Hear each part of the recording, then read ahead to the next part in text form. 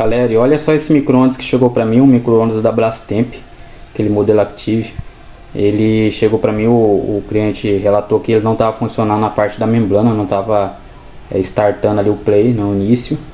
E daí eu abri ele para verificar. Quando eu abri o micro-ondas eu tive até uma surpresa, porque o micro-ondas era um verdadeiro berçário de barata. Era tanta barata, mas tanta barata, que eu tive que gastar praticamente uma lata de thinner para jogar dentro do micro-ondas para estar matando as baratas. E as baratas não param de sair, ó. Essas baratinhas assim, ó. Essas baratinhas aí, elas entram nesses micro-ondas e daí o micro-ondas fica doidão. Ele fica apitando, fazendo barulho, ou não funcionam os botões, as teclas não funcionam. Então as baratas, repara pra você ver que as baratas não param de sair, ó. Olha só, é tanta barata, essas baratinhas pequenininhas, e por dentro dele tá feio.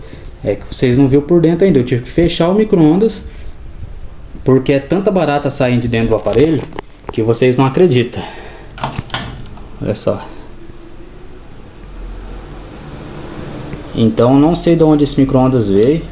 Não sei se ele chegou a vir, se o micro-ondas veio de algum ferro velho ou de algum lugar, porque o negócio tá tenso aqui.